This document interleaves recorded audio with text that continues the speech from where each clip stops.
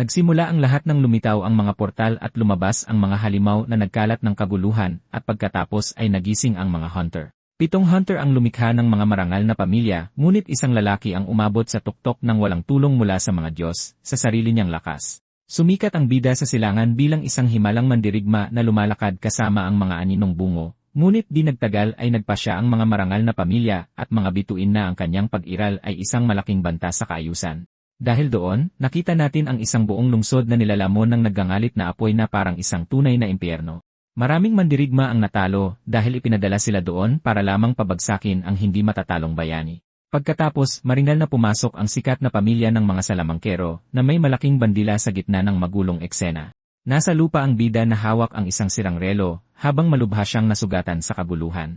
Hirap siyang huminga at baka sa kanyang mukha ang matinding pagod mula sa mabangis na labanan. Kahit nakaluhod at putol ang isang braso, nanatiling matatag ang tingin ng mandirigma sa kanyang kalaban. Puno ng galit, sumigaw ang binata laban sa matandang salamangkerong nagngangalang Dumitri dahil sa pagdudulot ng lahat ng pagkawasak na yon. Nakaupo ang kalaban sa ibabaw ng rebelde, mayabang na pinapanood ang paglalahad ng sakuna. Ang salamangkerong ito ay ang sagisag ng isang makapangyarihang Diyos at kinutya niya ang sawing kapalaran ng walang proteksyong binata. Mahinang umubo ang binata at pagkatapos ay tinanong kung bakit sinusubukan nilang alisin siya. Nagtatanong siya kung ang problema ba ay ang kakulangan niya ng Diyos o dahil tumanggi siyang sumali sa mga maharlika. Tumawa ang matanda at kinumpirma ang pareho, sinasabing kinamumuhian ng mga Diyos ang sinumang kayang lumakas sa sarili nilang paraan. Pagkatapos ay sinabi ng matanda na ang immortal na hari ay may kapangyarihang kayang tumapat sa kanilang lahat at iyon ang kinatatakutan ng iba. Iniisip ng binata na ang dahilan na iyon ay isang kalokohan at nanatiling galit ang tingin sa salamangkero, ngunit ipinaliwanag ng kanyang kalaban na ang undead magic ay lumalabag sa mga batas ng mundo at sa natural na kaayusan. Pagkatapos ay nagsimulang magliwanag ang salamangkero ng gintong ilaw at sinabing tinalikuran na ng kalangitan ang aninong mandirigma. Kinutya ng binata ang matanda sa pagtatago sa likod ng kapangyarihan ng langit at binalaan siya na may dahilan kung bakit siya tahimik. Sa sandaling iyon, itinaas niya ang kanyang kamay at isang malakas na madilim na enerhiya ang nagsimulang magmula sa kanyang sugatang katawan. Maraming buto na nakakalat sa lupa ang nagsimulang manginig at magliwanag ng parehong nakakatakot na lilang aura. Isang ipo-ipo ng madilim na mahika ang humagupit sa lugar na nagpapakitang may mga alas pa ang hunter. Pagkatapos ay ginamit niya ang isang lihim na teknike, lumilikha ng isang malaking dumain ng kawalan ng pag-asa sa paligid ng nagmamasid na kaaway. Agad na napagtanto ng matanda na ang kakayahang ito ay sumisipsip ng mga espiritu, habang isang hukbo ng mga kalansay ang nagsisimulang bumangon. Humanga sa kanyang natitirang lakas, nagpasya ang matanda na gamitin din ang kanyang pinakamapaminsalang spell. Ipinatawag ng salamangkero ang dakilang mata ng kanyang Diyos at nagpakawala ng isang gintong sinagpababa sa lupa. Napatingala ang bida, nagulat sa absurdong atake na paparating para burahin siya sa mundo. Agad na napagtanto ng binata na kung hindi kakayanin ng kanyang shadow barrier ang impact, katapusan na niya. Isang malaking globo ng pulang ilaw ang sumabog na may mapanira at napakalakas na enerhiya. Kasabay nito, isang sinag ng kapangyarihan ang bumaril patungo sa hunter sa napakabilis na paraan ng walang pag-aalinlangan. Kahit na sa tila kanyang mga huling sandali, ngumiti ang binata at nagpa siyang isugal ang lahat sa isang huling subok. Nagulat ang matandang salamangkero, hindi maintindihan ang dahilan ng ngiting iyon sa ganitong pagkakataon. Pagkatapos ay ipinakita ng bida ang isang gintong pocket watch na hawak niya sa kanyang kamay. Pagkatapos ay itinutok niya ang artifact sa spell at sinabing kayang makialam ng item sa oras. Isang mensahe ang lumitaw na nagsasabing babalik ang bagay sa nakaraan dahil natugunan na ang mga kinakailangan. Pagkatapos ay sumabog ang isang gintong liwanag habang nagsimulang bumaliktad ang oras para sa mandirigma. Ipinaliwanag niya na wala siyang banal na kapangyarihan, ngunit napagtanto niyang kaya niyang kunin ang sa mga kaaway. Sa ganitong paraan, ginamit ng hunter ang relo para sipsipin ang atake ng salamangkero. Habang namamanghang nanonood ang matanda, desperadong sumigaw si Mitri kung ano ang ginagawa ng immortal na hari. Sinabi ng binata na hihiramin niya ang banal na kapangyarihan na labis na ipinagmamalaki ng matanda. May tiwalang ngiti, nangako ang binata na sa susunod, dudurugin niya ang mga marangal na pamilya. Pagkatapos noon, nagsimulang umikot ng pabalik ang mga kamay ng relo, at isang napakaliwanag na ilaw ang pumuno sa eksena, kasamang tinangay ang kamalayan ng hunter. Pagkatapos ng flash, ang unang nakita niya ay ang kisam ng isang simpleng modernong kwarto. Nagising ang bida na gulat sa kanyang kama, ang buong katawan niya ay nakakaramdam ng labis na pagkalito. Mabilis niyang inilagay ang kamay sa kanyang dibdib, ramdam ang mabilis na tibok ng puso, habang tumitingin sa paligid. Ngunit may napansin ang mandirigma na pamilyar, at nakilala niya na ito ang bahay kung saan siya dating nakatira. Pareho pa rin ang lugar, kasama ang ref, at lahat ng muebles na naalala niya. Nakaupo sa kama, tiningnan niya ang relo at nag-isip kung talagang gumana ang kanyang plano. Puno ng galit, nanumpa ang binata na pagbabayarin ang salamangkerong si Demetri sa lahat ng nangyari. Pagkatapos ay isang asul na screen ang nagpakita na sira na ang relo at hindi na magagamit muli. Kahit na, ngumiti ang Hunter dahil nagbunga sa huli ang kanyang mapanganib na pustahan. Naalala niya na ito ang araw na lumitaw ang system halos 10 taon na ang nakalipas. Di nagtagal, isang status screen ang nagpakita ng kanyang pangalan at ng kanyang level 1 stats bilang isang baguhan. Pagkatapos ay hiniling ng system sa binata na pumili ng panimulang class mula sa 3 pagpipilian. Napansin niya na sa simula, tanging mga pinakapangunahing class lang ang magagamit para sa mga manlalaro. Sa pagkakataong ito, nagpasya ang binata na hindi siya magmamadali at mabubuhay sa anumang paraan. Kasabay nito, bumangon ang bida at nagsuot ng jacket, handa nang gamitin ang kanyang kaalaman. Nagpunta ang binata sa isang malaking gusali na kilala bilang Natsuhabara Hunter Market. Sa loob, isang palakaibigang empleyado ang bumati sa kanya ng welcome at isang mainit na ngiti. Nagsimulang magsalita ang attendant tungkol sa mga item, ngunit pinutol niya ito at humingi ng isang pambihirang singsing. Halatang nalilito ang tindera sa tanong ng binata at binigyan siya ng kakaibang tingin. Sinabi niya na isinumpa ang item na iyon, ngunit sumagot ang binata na alam na niya at gusto niyang malaman ang presyo. Ilang sandali pa, naglakad ang bida sa palengke pagkatapos mamili sa tindahan. Tinanong pa rin ng empleyado kung gusto niya ba talagang bilhin ito sa kabila ng lahat ng panganib. Pagbukas ng kahon, alam niyang hindi ganoon kamahal ang isang isinumpang gamit na tulad nito. Isang asul na screen ang nagpapakita ng mga detalye ng Ring of Lesser Darkness at ang teribleng sumpa nito. Kahit alam niya ang tungkol sa sumpa, isinuot niya ang singsing dahil alam niya kung paano haharapin ang problemang iyon. Isang madilim na aura ang lumitaw dahil para sa mga lumalaban, nagbibigay ang item ng kapangyarihan ng necromancy. May masamang ngiti, ramdam niya ang madilim na enerhiya na dumadaloy sa buong katawan niya ngayon. Bigla siyang napunta sa isang madilim at malungkot na lugar na parang walang katapusang kawalan. Sa loob, hinarap niya ng direkta ang sumpa ng singsing ng walang bahid ng takot. Ang sumpa ay nagkatawang tao bilang isang gintong pangitain ng kanyang mortal na kaaway, si Dimitri ang salamangkero. Hinarap ng bida ang imahe ng matanda nang hindi natitinag sa kanyang nakakatakot na presensya. Kinutya siya ng multo ng salamangkero, sinasabing tinalikuran na siya ng mga bituin sa kalangitan. Iniunat ng gintong aparisyon ang isang kamay para pakawalan ang kapangyarihan nito laban sa isipan ng binata. Sinabi ng kaaway na kahit makabalik pa siya sa nakaraan, hindi niya kailanman magagawang talunin siya. Kasabay nito, isang malakas na atake ng liwanag ang bumuhos sa binata para sirain ang kanyang espiritu. Napangisi siya habang hinaharangan ng system ang mental na atake mula sa sumpa ng singsing. Ang atake ay tinablan ng kanyang passive skill na tinatawag na Clear Mind na nagpoprotekta sa kanya. Isang bagong mensahe ang lumitaw na nagsasabing matagumpay niyang nalampasan ang pagsubok ng singsing. Sa tagumpay, nagsimulang mabasag ang madilim na tanawin sa paligid niya at naglaho ang lahat. Sa wakas ay nagising ang kapangyarihan ng necromancer, at isang asul na apoy ang lumitaw sa kanyang mata. Isang madilim na aura ang pumalibot sa kanya at sinabi niyang lilikha siya ng isang hukbo na tatalo sa mga Diyos. Ang singsing na suot niya ay naging epic mula sa pagiging rare matapos niyang malampasan ang sumpa. May ngiti ng kasiyahan, hawak na niya ngayon ang kanyang bagong madilim na singsing sa kanyang daliri. Pagkatapos ay binuksan ng system ang class screen at maaari siyang pumili mula sa 4 na pagpipilian. Pagkatapos ay pinindot niya ang opsyon na Necromancer, ang class na kumukuha ng kapangyarihan mula sa mga kaluluwa. Pagkatapos ay isang lilang aura ang pumalibot sa kanya at lumitaw ang simbolo ng class sa kanyang harapan. Nakuha ng Hunter ang passive ability, Guide of the Departed, na malaki ang maitutulong sa kanya. Nasiyahan sa kanyang bagong kapangyarihan, sinabi niyang maganda na ang kanyang simula ngayon. Ngunit pagtingin sa skill screen, napagtanto niyang 2 pa lang ang mayroon siya sa ngayon. Ang una ay nagpapabangon sa mga namatay, at ang pangalawa ay para sa pagkontrol ng mga buto ayon sa kagustuhan. Iniisip ng binata na kahit sa kanyang kaalaman, hindi pa niya magagamit ang mga malalakas na skill. Alam niyang ang pagsunod sa mga alituntunin ng system ay hindi magdadala sa kanya sa pinakamataas na kapangyarihan. Maganda ang pagiging necromancer ng maaga, ngunit hindi ito magiging sapat para sa kanya. Para talunin si Mitri, kakailanganin niya ang kapangyarihan ng isang sinaunang konstelasyon. May plano sa isip, sumakay ng eroplano ang binata at naglakbay sa isang malayong isla.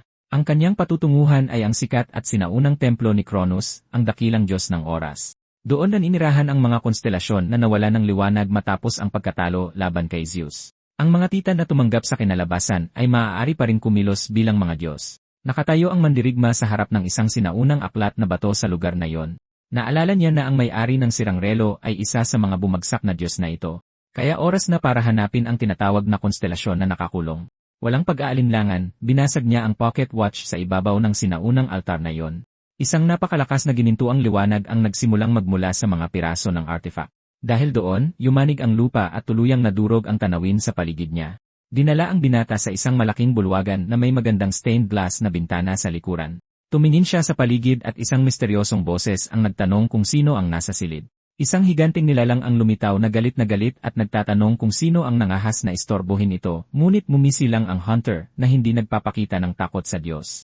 Pagkatapos ay binati niya ang Diyos na si Kronos, ang napatalsik na hari ng lahat ng mga titan. Tinitigan siya ng Diyos ng panahon ng may seryoso at kahina-hinalang tingin at patuloy na hawak ng binata ang mga labi ng relo na nagdala sa kanya roon. Tinanong ng titan kung ang maliit na tao ba ang nakabalik sa nakaraan.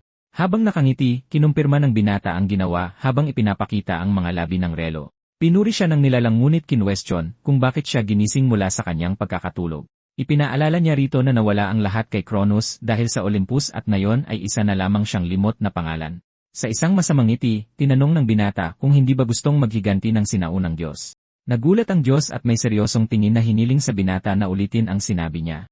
Iminungkahi ng hunter na maging konstelasyon niya ang Diyos para makapaghiganti ito. Galit na sinabi ni Kronos na hindi kailanman matutulungan ng isang tao ang isang Diyos sa paghihiganti nito. Patuloy na hawak ng binata ang sirang relo sa kanyang kamay habang nag-uusap. Inihayag niya na naabot na niya ang ranggo ng siyam na bituin ng mag-isa at nasa listahan niya si Zeus. Bukod pa rito, lahat ng 7 dakilang pamilyang maharlika ay mga kaaway na rin niya ngayon. Sa pagsira sa kanila, mawawala ng impluensya ang Olympus. Ngunit para kay Kronos, maliit lamang ang ambisyong ito. Napansin ng Diyos na kahit pagkatapos bumalik sa nakaraan, pinili niya ang landas ng isang necromancer. Sabi ng binata, maaaring totoo iyon para sa Diyos ng panahon, ngunit hindi sa Diyos ng ani. Ipinapakita ng isang sinaunang imahe na si Kronos ay talagang namumuno sa parehong panahon at ani. Ang kanyang karit ay simbolo ng tagapag-ani at parehong lumalabag sa natural na kaayusan ng mundo. Nagalit ang titan sa kanyang kapangahasan at sinabihan ang tao na huwag maging masyadong mayabang. Ang sahig ng sagradong lugar na iyon ay nagsimulang yumanig sa galit ng sinaunang Diyos, ngunit sumigaw ang hunter na hindi ito ang oras para alalahanin iyon. Tinanong niya kung mabubuhay ba ang Diyos magpakailanman nang wala ang kanyang pangalan at banal na kapangyarihan. Patuloy siyang kinantyawan ng binata, sinasabing mas hihina pa siya kaysa sa Olympus. Dahil doon, inanyayahan niya itong bawiin ang kanyang kapangyarihan at wasakin ang Olympus ng tuluyan. Sa kanyang isipan, alam ng binata na kung mabibigo ang kanyang plano, malaking problema ang haharapin niya. Habang nakangiti, inamin ni Kronos na hindi niya kailanman nakalimutan ang kanyang pagnanais na maghiganti. Nagpasya ang Diyos na subukan kung kayang maging kapangyarihan sa likod nito ang binata. Ang pagbabago sa kanyang banal na katangian ay magiging isang proseso ng paghihirap at sakit para sa binata. Kung makakayanan niya ang pagsubok, nangako ang Diyos na magiging konstelasyon niya ito. Nagulat ang bida nang mapagtanto niyang nagsisimula na ang pagsubok ngayon din. Dahil doon, iniunat ni Kronos ang kanyang kamay at pinangalanan siya bilang kanyang bagong santo at kinatawan. Natigilan at hindi makapagsalita ang hunter nang marinig na naging santo siya ng isang Diyos. Isang ginintuang aura ang pumalibot sa katawan ng binata habang tinatanggap niya ang banal na kapangyarihan ng konstelasyon, ngunit nagsimulang magbanggaan sa loob niya ang kapangyarihan ng kadiliman at ang banal na enerhiya. Alam niyang kung hihimatayin siya ngayon, mawawala ang nag-iisang pagkakataon niyang magkaroon ng Diyos sa kanyang tabi. Pinagmamasdan lang ni Kronos ang pagsubok sa tibay ng binata na may malamig at nakakatakot na tingin sa kabila ng matinding sakit na pinipilit ng hunter na huwag sumuko sa bigat ng kapangyarihang iyon. Sa matinding determinasyon, pinilit niyang tiisin ang banal na pagsubok hanggang sa huli. Pagkaraan ng ilang sandali, nakikita natin ang bida na naglalakad sa malinis na sahig ng isang paliparan. Sa wakas ay nakabalik na siya sa Japan matapos ang matagumpay na paglalakbay. Sa isang kampanteng ngiti, sinabi ng binata na ang Japan ang pinakamagandang lugar sa mundo. Sakto namang lumitaw ang isang maliit na bersyon ni Kronos at nagtanong kung malaki na ba ang ipinagbago ng mundo. Lumulutang ang Diyos sa paligid ng kanyang bagong santo, nagkokomento tungkol sa paglipas ng panahon. Sabi sa isang screen, isang bagong bituin ang lumitaw sa panteon. Ang tagapag-ani ay naging ang asul na higante. Tinukso ng binata ang Diyos, sinabing napakadaldal nito para sa isang hindi makapagbigay ng mga basbas. Iniisip niya na kahit walang kapangyarihan o mga tagasunod, tila masayang-masaya ang Diyos tungkol dito. Bumalik ang titan gamit ang konsepto ng tagapag-ani, ngunit kailangan niya ng reputasyon para magkaroon ng kapangyarihan. Gayunpaman, pagkatapos ng walang hanggang pagkakakulong, natural lang na maging masigasig siya ngayon. Sinabihan ng Diyos ang binata na ikalat ang kanyang pangalan at natagpuan ng hunter ang sarili sa isang kakaibang sitwasyon. Naisip niya na ang klaseng santo ang pinakamalakas at ginawa siyang pari ni Kronos. Ang bago niyang klase ay ang santo ng puting kabalyero na walang parusa sa necromancy. Maaari rin niyang gawing espiritual na kapangyarihan ang banal na kapangyarihan at magagamit ang life drain. Napagtanto ng binata na bihira ang paggamit ng banal at necromancer na kapangyarihan ng sabay. Iniisip niya na ang paggamit ng parehong kakayahan ng sabay ay isang napakalakas na kapangyarihan. Sabi ng Diyos, ang isang santo ay isang kinatawan at naintindihan ng binata na lahat ay kalkulado. Ipinagyabang ng Diyos na naging hari siya ng mga Diyos at napaisip ang mandirigma. Habang nakangiti, nagpa siya ang binata na magandang pagpipilian ang Furajuku Portal. Ang sinaunang hardin ay perpektong lugar para subukan ang lahat ng kanyang bagong kapangyarihan. Ang mga portal na ito na lumitaw sa mundo ay nag-ugnay sa daigdig sa ibang mga dimensyon. Inuri sila bilang pabago-bago at nawawala kapag natalo ang boss ng dungeon. Ngunit ang mga permanenteng portal tulad ng sinaunang hardin ay nananatili magpakailanman. Ang hardin ay isang 1-star na portal, kaya madali para sa mga baguhang hunter na pumasok. Sa harap ng portal, maraming hunter ang naghahanap ng kasama para pumasok sa dungeon. Pinagmamasdan lang ng ating bida ang lahat ng aktibidad na may seryosong tingin. Sakto namang may isang grupo na lumapit at inanyayahan siyang sumama sa kanilang misyon, ngunit agad na tinanggihan ng binata ang imbitasyon at nagpatuloy mag-isa patungo sa portal. Medyo napahiya ang hunter na tumawag sa kanya, ngunit naintindihan ang kanyang desisyon. Pagkatapos ay kinuwestiyon ng isang miyembro ng grupo kung magiging maayos lang ba ang baguhan doon mag-isa. Sinabihan sila ng babae sa grupo na huwag mag-alala dahil pinili niyang mag-isa. Ngunit alam ng mandirigma na sa antas na ito, kaya niyang mag-isa. Dahil doon, pumasok siya sa dungeon at inanunsyo ng isang screen na nasa sinaunang hardin na siya. Mahinahon siyang naglakad sa gubat at napansin na napakatahimik ng lugar. Agad niyang naintindihan na ito ang klasikong paghahanda para sa isang sorpresang pag-atake. May ngiti sa kanyang mukha na pagtanto ng binata na malapit na ang kanyang unang biktima. Bigla siyang tumingala at nakita ang isang halimaw na lumulukso patungo sa kanya ng buong lakas. Ang maliit na nilalang ay isang goblin na sumusugod sa kanya gamit ang isang punyal. Sinubukan siyang tamaan ng halimaw ng isang mabilis na atake, ngunit madali itong naiwasan ng binata. Pagkatapos ay nagpakawala ng matinis na sigaw ang goblin habang nagniningning ang katawan nito sa isang aura. Ginamit ng bayani ang kanyang kakayahan at ginawang banal na kapangyarihan ang kanyang espiritual na kapangyarihan.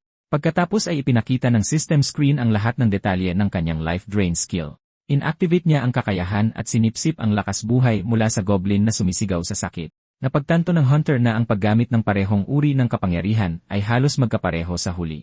Habang nakapatong ang kanyang mga kamay sa dibdib ng halimaw, patuloy niyang sinisipsip ang lahat ng enerhiya nito. Isang berdeng aura ang pumalibot sa kanya habang tinatapos niya ang kanyang bagong pamamaraan doon. Di nagtagal, bumagsak sa lupa ang tuyot na katawan ng goblin at tumaas ang kanyang mga base stat. Natutuwa siyang makita ang pagtaas ng kanyang mga katangian kapag gumagamit siya ng life drain. Pagkatapos ay napansin niya na ang bonus sa pag-level up ay 5 status point.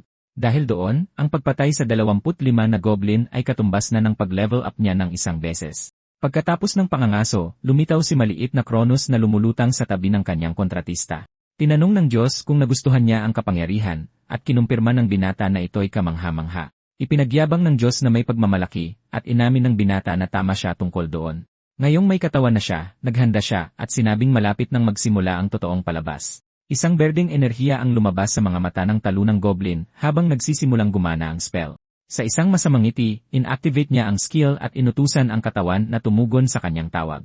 Pagkatapos, isang kamay na kalansay na may madilim na aura ang nagsimulang lumitaw mula sa lupa. Ang katawan ng goblin ay dahan-dahang nagsimulang lumutang sa ilalim ng epekto ng necromancy. Unti-unti, bumangon ang nilalang mula sa lupa, naganap na nagbago ang itsura. Nasiyahan ang hunter na makita ang kanyang mga bagong alagad na nakatayo at handang sumunod. Inanunsyo ng system na mataas ang rate ng mga zombie at tumaas ng 77% ang stats nito. Ang halimaw ay isa na ngayong 1-star undead na handa para sa laban. Sa tulong ng kanyang bagong alagad, naniniwala siyang kaya niyang gawin mag-isa ang trabaho sa hardin. Kaya't sila ng kanyang bagong zombie na kasama ay pumasok ng mas malalim sa gubat, ngunit bigla, isang grupo ng 3 goblin ang lumitaw mula sa kakahuyan na may mga sandata. Hindi nagtagal ay nakita ng mga nilalang ang binata kasama ang kanyang alagad at naghandang sumalakay. Naisip ng binata na perpekto ang sitwasyon para sa isang pagsubok at inutusan ang kanyang alagad na salakayin ang kalaban. Mabilis na sumugod ang zombie patungo sa ibang mga goblin ng walang pag-aalinlangan. Tumama ito ng isang malakas na suntok sa mukha ng isa sa mga kalaban na bumali sa lahat ng ngipin nito. Sinaksak ito sa likod ng 2 pang goblin pero hindi man lang naramdaman ng zombie ang atake. Sinubukan ng isa pang halimaw ang isang pahilis na hiwa, ngunit nanatiling nakatayo ang undead. Natakot ang mga goblin at ipinaliwanag ng bida na hindi ito mapapatumba sa pagsaksak lang. Samantala, sinamantala niya ang pagkakataon at sinunggaban ang isa sa mga goblin sa leg. Binuhat ito ng binata at ginamit ang life drain para sipsipin ang enerhiya nito. Ang kanyang alagad ay nagpakawala ng malakas na sipa sa isa pang goblin na nagpatalsik dito sa malayo. Humarap ang zombie at sinuntok ang huling halimaw na nakatayo pa. Buong bagsik na kinagat ng nilalang ang lieg ng kalaban ng walang awa. Nakatayo ang mandirigma sa ibabaw ng isang bangkay at nag-iisip kung kaya niyang sipsipin ang lakas nito. Sinubukan niya ang skill at nakitang gumagana ito sa mga bagsak na katawan at muling tumaas ang kanyang stats. May tiwalang ngiti, nagpasya siyang oras na para bilisan ang kilos. May kasabihan na ang pagtalo sa unang kalaban ay kalahati na ng laban. Sa madaling salita, ang pinakamahirap na parte ay palaging ang paglikha ng unang undead. Ginamit ng binata ang kanyang mahika at inutusan ang lahat ng iba pang katawan na tumugon sa kanyang tawag. 4 pang zombie ang bumangon na may matataas na stats, handang sumunod sa kanya. May ngiti ng kasiyahan, alam niyang ito talaga ang gusto niya. Sumugod ang kanyang mga bagong zombie at kinumpirma niyang ang pagiging necromancer ang pinakamaganda. Di nagtagal ay pinalibutan ng mga undead ang iba pang mga goblin sa isang malupit na atake.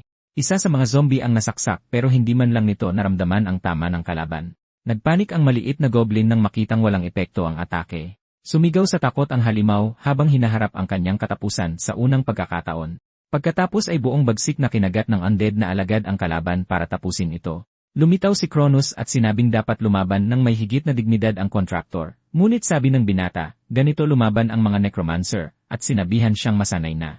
Naabot niya ang limitasyon na 20 undead na kayang kontrolin ng sabay-sabay. Gamit ang kanyang mahika, naghahanda siyang sipsipin ang enerhiya mula sa mga bumagsak na katawan. Pagkatapos ay bumuo ang hunter ng isang maliit na hukbo ng mga zombie para tulungan siya doon. Pagkatapos, pinatakbo niya ang kanyang mga alagad papasok sa gubat. Bigla, isang palaso ng apoy mula sa isang archer ang lumipad patungo sa mga halimaw. Isa sa mga goblin ang tinamaan ng sapul ng sorpresang atake at napasigaw. Pinahinto ng bida ang kanyang mga alagad at naging alerto sa bagong presensya. Pagkatapos ay sinabihan niya ang tao na tumigil sa pagtatago at magpakita kaagad. Dahan-dahan, lumabas ang mga misteryosong hunter mula sa likod ng mga puno sa kakahuyan. Lumitaw ang grupo na nag-imbita sa kanya dati at tinanong kung sino ba talaga siya. Nagtaka si Cronus at nakilala ng binata ang mga taong iyon mula sa kanyang nakaraan. Naalala niyang sila ang sikat na Twin Shadow Hunters. Inihayag ng binata na sila ang mga sumubok na pumatay sa kanya bago ang kanyang regression. Ang pangalan ng babae ay Yukarendo at siya ay isang napakahusay na archer, at ang pangalan ng kanyang kapatid ay Yumarendo at siya ay isang napakalakas na mandirigma.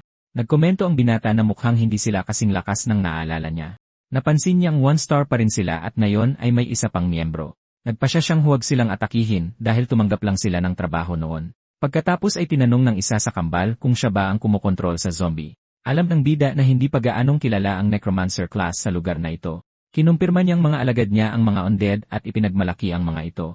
Nakaisip ng magandang ideya ang binata habang tinitingnan ang grupo ng mga hunter. Naisip niyang kailangan niya ng mga tagabuhat at malamang ay pera lang ang gusto nila. Dahil doon, nilapitan niya ang 3 at inalok sila ng trabaho na ikinalito ng leader. Iminungkahi niyang kolektahin nila ang mga magic stone para sa 80-20 na Hessian. Nagtinginan ang 3 hunter sa katahimikan na tila naghihinala sa alok. Nanatiling kalmado ang gubat sa paligid nila habang pinag-uusapan ng grupo ang alok. Sinabihan ng archer at ng isa pang lalaki ang leader na huwag magtiwala sa kakaibang necromancer. Ang ating bida ay nanonood lang ng mahinahon mula sa malayo, hinihintay ang kanilang desisyon. Para sa kanya ay masyadong mainay ang kanilang usapan at patuloy siyang naghintay sa huling sagot. Pagkatapos ay sumigaw ang leader ng grupo na tinatanggap niya ang kasunduan na ikinagulat ng kanyang mga kasama. Ngunit humingi siya ng 50 tandang bawas 50 na Hessian bilang kapalit para maging mas patas. Nag-alok ang hunter ng 70 tandang bawas 30 bilang huling panukala at atubiling tinanggap ito ng isa. Nagtanong ang lalaki mula sa team kung sigurado ba ang kanilang senpai na magandang ideya ito. Ipinaliwanag ng leader na kung gugustuhin ng lalaki, malamang ay wala na silang buhay sa lupa. Naniniwala siyang sa pagsunod sa binata, kikita sila ng mas malaking pera kaysa karaniwan. Matapos ang ilang oras na pangangaso, isa sa mga lalaki ang nakaramdam ng matinding pagod. Bumagsak siya sa lupa at humingi ng pahinga dahil hindi na niya kayang mangolekta pa ng mga bato. Umupo rin ang archer sa tabi ng isang puno at sinabing nasa sukdulan na siya. Tiningnan ng leader ng grupo ang bundok ng mga bato na nagawa nilang tipunin. Alam niya mula pa sa simula na hindi ordinaryong tao ang hunter na ito. Ang pangangaso ay higit pa sa kanyang inaasahan at nilinis ng necromancer ang lahat. Itinuro ng bida ang iba pang mga katawan na sinasabing malaki ang pakinabang doon. Dahil pagod, nagtanong ang leader ng grupo kung pwede silang magpahinga sandali pero nagpatuloy ang pangangaso at pinabagsak ng kanyang mga zombie ang isa pang goblin ng walang awa. Pagkatapos ay itinuro niya ang isa pang katawan at sinabihan silang pumunta doon para mangolekta. Nakangiti niyang sinabi sa kanila na huwag magmadali, na nag-iwan sa hunter na walang masabi. Sigurado na ngayon ang tatlo na hindi normal na tao ang lalaking ito. Makalipas ang ilang sandali, sinabi ng binata, mukhang nalinis na nila ang buong lugar. Dahil tapos na ang misyon, nagpasya siyang tingnan ang kanyang kasalukuyang stats. Ipinapakita ng isang screen na lahat ng kanyang attributes ay tumaas ng malaki pagkatapos ng pangangaso. Nasiyahan siya dahil tumaas ng 212 ang kanyang stats sa loob ng 3 oras. Ngayong tumaas na ang kanyang level, pumasok ang binata ng mas malalim sa gubat. Oras na para habulin ang dungeon boss para tapusin ang lahat, ngunit hindi nagtagal, isang grupo ng mas malalakas na goblin kasama ang isang shaman ang lumitaw sa kanyang daraanan. Sinabi ng leader ng mga nilalang na isang hangal na tao ang sa wakas ay nakarating sa kanyang teritoryo. Nainsulto ang bida, sinasabing isang tangang goblin ang nag-akalang siya ang hari ng lugar. Binalaan siya ng babaeng hunter na siya ang Southern Chief, at mas mabuting huwag siyang galitin. May nagliliwanag na mata, inutusan ng halimaw ang kanyang mga alagad na paluhurin ang tao. Sumugod ang kawan ng mga goblin ng buong lakas at inutusan sila ng chief na lamunin ang binata. Ngunit nanatiling kalmado ang binata dahil handa na sa aksyon ang kanyang hukbo ng mga zombie. Isa sa mga undead na alagad ang sumugod ngunit nasorpresa ng kalaban. Nagawa ng halimaw na saksakin ang zombie sa isang mabilis at tumpak na atake. Tumagos ang saksak sa katawan ng alagad na bumagsak sa lupa. Inanunsyo ng system na ang bilang ng mga aktibong familiar ay bumaba sa 19. May malamig na tingin, inutusan ng necromancer ang bumagsak na katawan na tumugon sa kanyang tawag. Isang kamay na kalansay ang lumitaw mula sa loob ng goblin na katatalo lang. Bumangon ang bagong zombie at bumalik muli sa 20 ang bilang ng kanyang mga alagad. Pagkatapos ay inatake ng bagong likhang undead ang mga dati nitong kasamahan sa kawan. Walang pag-aalinlangan, kinagat nito ang leeg ng isa pang goblin sa isang napakalupit na eksena. Nagulat ang grupo nang makita siyang ginagawang mga alagad ang mga katawan. Naghahanda ang shaman na gamitin ang mahika nito at kumuha ng isang gamit mula sa baywang nito. Itinaas nito ang isang tungkod na may bungo at nagsimulang bumigkas ng isang malakas na spell. Pagkatapos ay ibinagsak ng halimaw ang tungkod sa lupa at isang totem ng katapangan ang nagbigay inspirasyon sa mga goblin. Lalong lumakas ang mga nilalang at nagliliwanag ang kanilang mga mata sa pulang kapangyarihan. Ipinagmayabang ng pinuno na pinahihina ng kanyang totem ang mga kalaban at pinalalakas ang mga kakampi, ngunit winasak ng isang zombie ang totem at tinanong ng binata kung ano ang bagay na iyon sa lupa. Lumingon ang halimaw sa gulat, hindi makapaniwala sa nangyari. Puno ng galit, sumigaw ito na isang hamak na tao lamang ang sumira sa sagrado nitong totem. Sa sandaling iyon, naglagay ng ilang mga tungkod sa lupa ang mga zombie ng hunter. Pagkatapos ay gumamit ang isa sa mga nilalang ng isang tungkod upang buong lakas na atakihin ang isa pang goblin. Pagkatapos ay hinarang ng zombie ng bida ang atake ng kabilang halimaw gamit ang tungkod na gawa sa buto. Nagulat ang halimaw, hindi inaasahan na mapipigilan ang atake nito. Nakangiti, inasar ng binata ang shaman at tinanong kung naiinis ba ito. Nag-aalab sa galit ang pinuno ng mga goblin at mas hinigpitan ang hawak sa kanyang tungkod na buto. Pagkatapos ay ginamit niya ang sumpa ng kabaliwan at isang pulang aura ang lumitaw sa lugar. Naapektuhan ng spell ang tatlong hunter na nakaramdam ng matinding sakit ng ulo. Dahil dito, lalong lumakas ang mga goblin at tumaas ng 50 ang kanilang mga katangian. Sinalakay ng mga mas malakas na halimaw ang mga zombie at isa sa kanila ay mabilis na natalo. Nagpatuloy sa pagsalakay ang kawan ng goblin at patuloy na nababawasan ang bilang ng mga alagad. Sa maikling panahon, nabawasan ang hukbo ng binata sa 1-0 zombie na lamang. Di nagtagal, nagkalat na sa lupa ang mga katawan ng undead at 8 na lang sa kanila ang natitira. Napagtanto ng binata na ang tungkod ang alas ng pinuno ng mga goblin. Ipinagmayabang ng shaman na ang kanyang tungkod ay gawa sa sama ng loob ng mga goblin. Ngunit napansin ng binata ang isang mahalagang detalye at napagtanto niyang gawa sa buto ang sandata. Nakangiti, naintindihan niyang mas magiging madali na ngayon ang tagumpay. Pagkatapos ay ginamit niya ang kanyang bone control ability para baliktarin ang sitwasyon. Nalilito ang pinuno habang nagsisimulang manginig ang kanyang tungkod ng walang dahilan. Pagkatapos, inagaw ang sandata mula sa kanyang mga kamay ng isang hindi nakikitang puwersa. Hawak na ngayon ng bida ang sandata ng pinuno at nawala na ang sumpa sa lugar. Gulat na gulat ang halimaw at nagtanong kung ano ang ginawa ng tao. Dahil nawala na ang sumpa, biglang humina ang mga goblin. Pagkatapos ay gumamit siya ng bone control upang manipulahin ang bungo sa tungkod.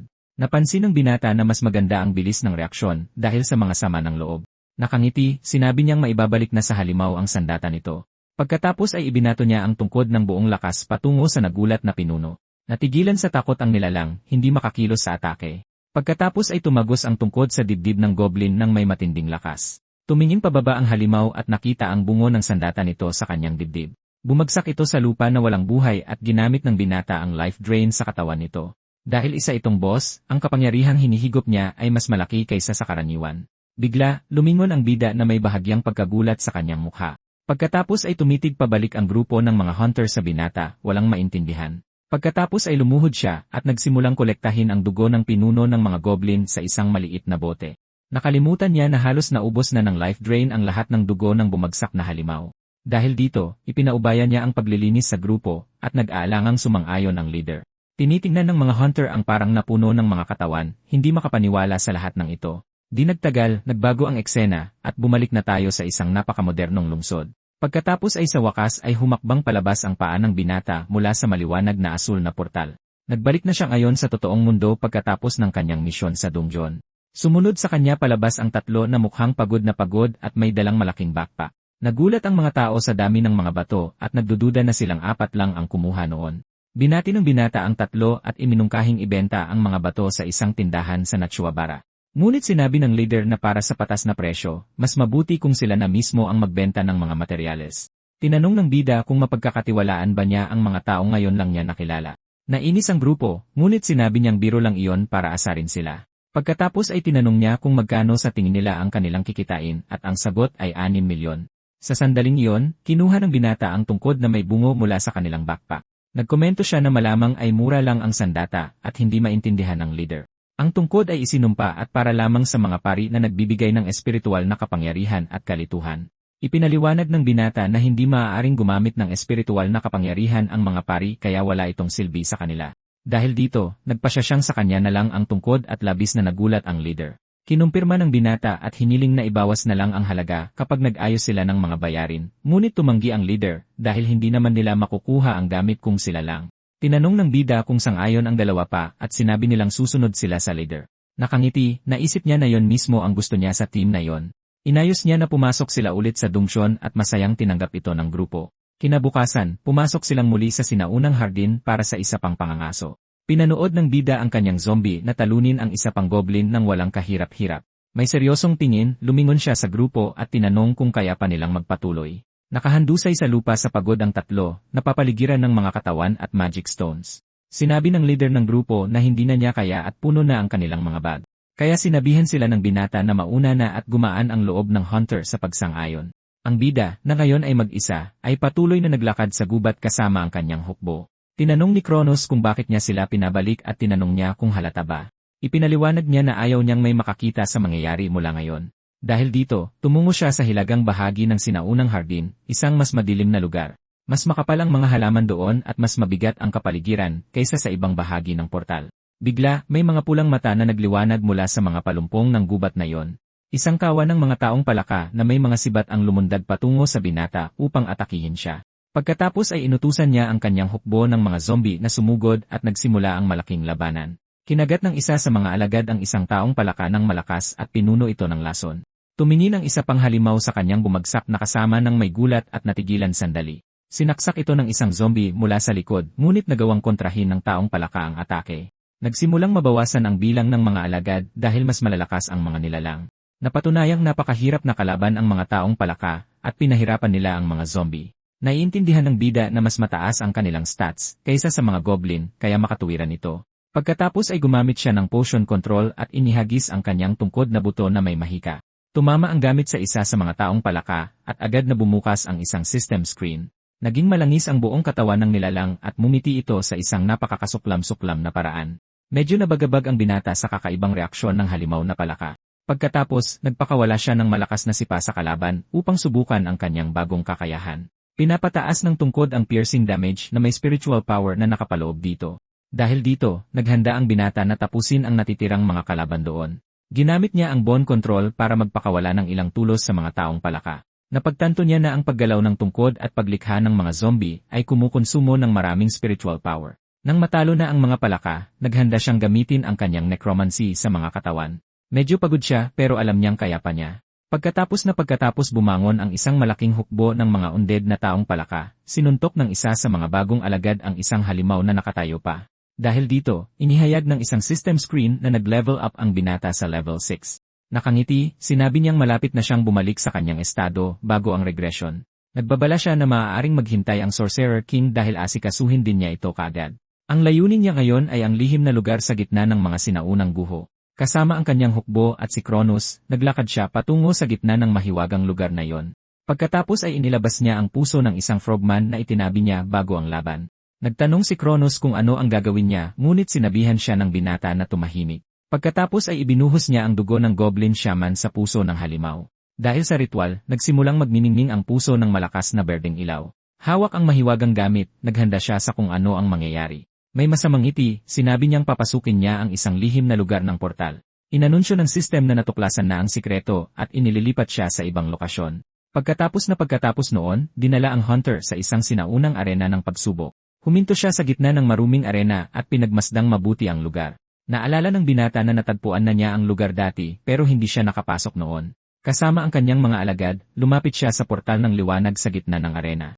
Bigla, isang higanteng paa na may matutulis na kuko ang lumabas mula sa portal. Bahagyang nagulat ang binata sa kung ano ang kalalabas lang mula sa portal na yon. Pagkatapos, isang screen ang nag-anunsyo na isang tao lang ang pinapayagang pumasok sa pagsubok. Hinihiling sa kanya ng system na patunayan ang kanyang halaga at naghanda ang binata para sa pagsubok. Isang higanteng draconian ang lumitaw at sinabi ng system na ang limitasyon sa oras ay 10 minuto. Ang lugar na iyon ay ginawa para sa mga constellation na pumili ng mga hunter. Ang mga piling sundalo mula sa hukbo ng dragon ay inilagay sa mga pagsubok doon. Nagdududa si Cronus kung tatagal man lang ng 10 segundo ang kanyang contractor sa pagsubok. Iminungkahi ng Diyos na maghanap ng bagong saint at labis na nainis ang binata dahil doon. Sinabi niya na kahit draconian pa yan, dapat ay nasa 1-star level lang ito. Pagkatapos ay malakas na itinapak ng nilalang ang paa nito sa lupa bilang paghahanda sa laban. Hinarap ng halimaw ang hunter at ang maliit nitong hukbo ng mga frogmen. Humingi ng sandali ang binata para baguhin ang kanyang mga alagad na ikinalito ng nilalang.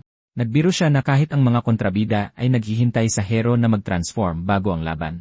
Mukhang takot na takot ang kanyang mga undead na alagad sa pagbabagong ginagawa niya. Ipinapaalam ng system na matagumpay na nabago ang mga undead gamit ang Plague Blood. Sila ngayon ay mga Plague Zombie at maaaring malikha muli kung tama ang mga kondisyon. Nagulat si Cronus sa ginawa at ipinagmayabang ng binata na dati siyang 9-star necromancer. Nakangiti siyang nagsabing handa na siyang lumaban at hinamon ang kalaban na sumugod. Pagkatapos ay hinarap ng draconian ang hukbo ng mga frogmen na may tinging puno ng galit at tuwa. Nang hindi nagsasayang ng oras, sumugod ang nilalang ng may kahanga-hangang bilis para umatake. Ang mga bagong zombie ay lumundag sa ere para harangin ang higanteng halimaw sa daan nito. Hindi nagtagal ay pinalibutan ng mga plague creature ang draconian sa isang sabay-sabay at brutal na pag-atake.